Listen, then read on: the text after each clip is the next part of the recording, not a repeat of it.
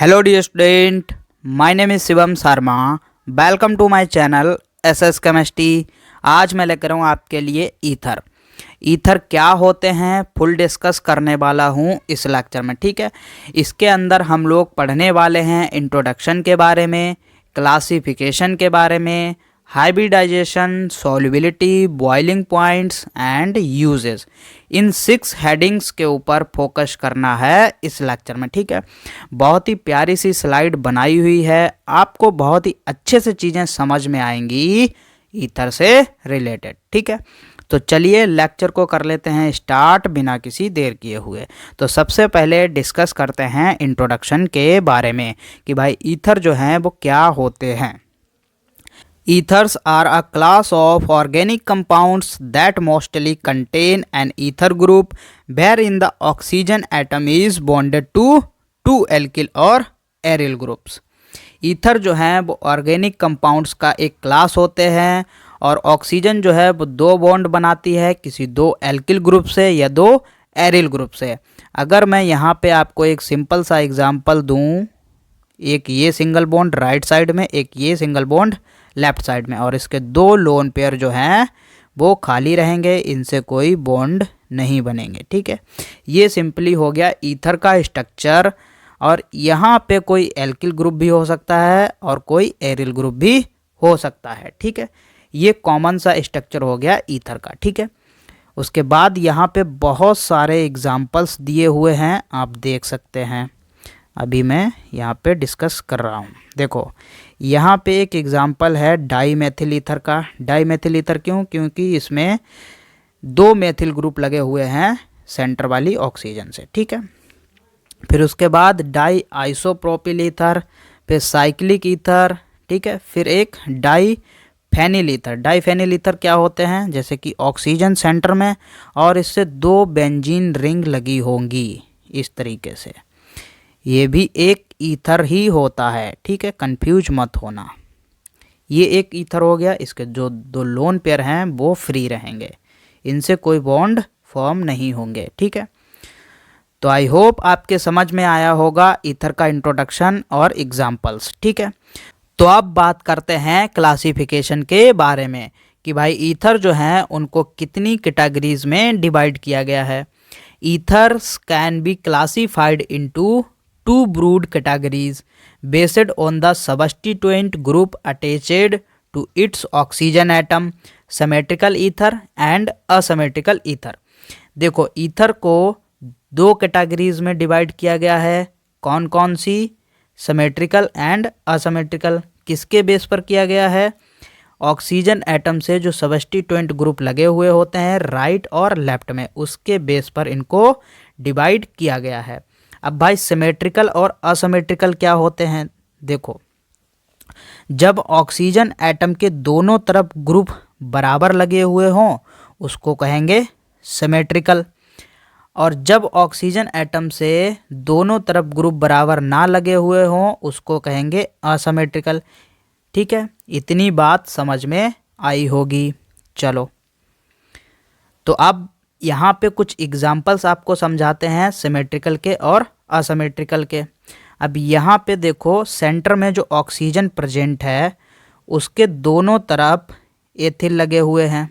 ठीक है, यहाँ पे 2 कार्बन लेफ्ट में और राइट में भी 2 कार्बन, यानी कि ये हो गया सिमेट्रिकल, दोनों तरफ जो ग्रुप हैं वो बराबर हैं, डाई एथिल ईथर। ऐसे ही असमेट्रिकल में क्या है? जो सेंटर में ऑक्सीजन है उसके दोनों तरफ ग्रुप्स बराबर नहीं है, एक तरफ एथिल तो एक तरफ मेथिल, यानी कि एक तरफ 1 कार्बन एक तरफ 2 कार्बन, ये हो गया असमेट्रिकल। ठीक है, तो इतनी बात आपके समझ में आई होगी बहुत ही अच्छे से। ठीक है, तो अब बात करते हैं हाइब्रिडाइजेशन के बारे में। ऑक्सीजन का जो हाइब्रिडाइजेशन होगा वो क्या होगा? Hybridization in ether the oxygen atom is sp3 hybridized with a bond angle of 109.50। ठीक है, इसका बॉन्ड एंगल जो है वो 109.50 डिग्री है और इसका हाइब्रिडाइजेशन जो है वो sp3 है। क्यों है? ऑक्सीजन एटम के बैलेंस सेल में कितने इलेक्ट्रॉन होते हैं? 6। ठीक है, यानी कि इसके पास 3 लोन पेयर होते हैं। अब एक लोन पेयर ऊपर और एक लोन पेयर नीचे, ठीक है। और जो एक लोन पेयर था उसने एक बॉन्ड राइट में बना लिया, एक बॉन्ड लेफ्ट में बना लिया, ठीक है। तो अगर हाइब्रिडाइजेशन इसका निकालोगे तो इसमें 2 सिग्मा बॉन्ड और 2 लोन पेयर यानी कि इक्वल करोगे तो हो जाएगा 4, ठीक है। यानी कि इसका हाइब्रिडाइजेशन हो जाएगा sp3, ठीक है।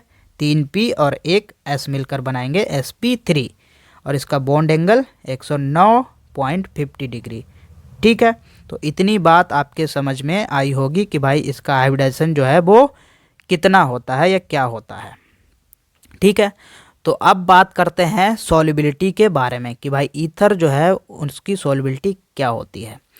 Ether molecule are soluble in water. Ether जो है वो वाटर में सोल्युबल हैं, ठीक है, यानी कि वाटर में घुल जाएंगे, ठीक है। This is because of the fact that like alcohol oxygen atoms of ether can also form hydrogen bond with a water molecule. क्यों घुल जाते हैं ये चीज़ समझो। क्योंकि एल्कोहल और ऑक्सीजन एटम की तरह ये भी वाटर में हाइड्रोजन बॉन्ड बना सकते हैं, इसीलिए वाटर में सोल्युबल हैं या घुल जाते हैं, ठीक है। तो आपने अच्छे से समझा कि भाई ईथर जो है वो वाटर में सोल्युबल हैं। तो चलिए अब बात करते हैं बॉइलिंग पॉइंट्स के बारे में। The boiling points of ether molecules are comparable to that of alkanes. Ether का बॉइलिंग पॉइंट एल्केन्स के बराबर होता है, but they are very low compare to that of alcohol. लेकिन एल्कोहल के कंपेयर में बॉइलिंग पॉइंट ईथर का कम होता है। क्यों कम होता है? This is because of the presence of hydrogen bonding in alcohol. क्योंकि एल्कोहल में हाइड्रोजन बॉन्डिंग प्रेजेंट होती है, इसीलिए इसका बॉइलिंग पॉइंट कम हो जाता है। किसका? ईथर का, ठीक है। चलो अब बात करते हैं यूजेस के बारे में कि भाई इनका क्या यूज़ है हमारी लाइफ में। Ether is used along with petrol as a motor fuel. जो पेट्रोल होता है उसमें यूज़ किया जाता है ईथर को, ठीक है। Die ethyl ether is a common solvent of oil, gums, resin et cetera. यह एक गुड सॉल्वेंट होता है किसके लिए? Oils, gums and resin. Solvent क्या होते हैं? किसी को अपने आप में घोल दें, किसी पदार्थ को अपने आप में घोल दें। जैसे कि ऑयल यानी कि तेल, जो गम हम लोग कापी किताबों को चिपकाने के लिए यूज़ करते हैं, इन सभी को आसानी से घोल सकता है डाईएथिल ईथर, ठीक है।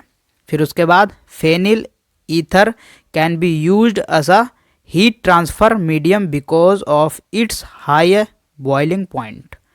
देखो फेनिल ईथर जो होता है वो एक हीट ट्रांसफ़र मीडियम के लिए यूज़ किया जाता है। क्यों किया जाता है? क्योंकि इसका हाई बॉइलिंग पॉइंट होता है, ठीक है। चलो तो आज के लिए बस इतना ही। वीडियो अच्छी लगी हो तो प्लीज़ लाइक कर दीजिए और चैनल को सब्सक्राइब कर दीजिए और बेल आइकन को ऑल कर दें, जिससे कि मैं कोई भी वीडियो को अपलोड करूं उसका नोटिफिकेशन आपके पास सबसे पहले पहुंच जाए, ठीक है। तो thank you for watching my video. Bye bye.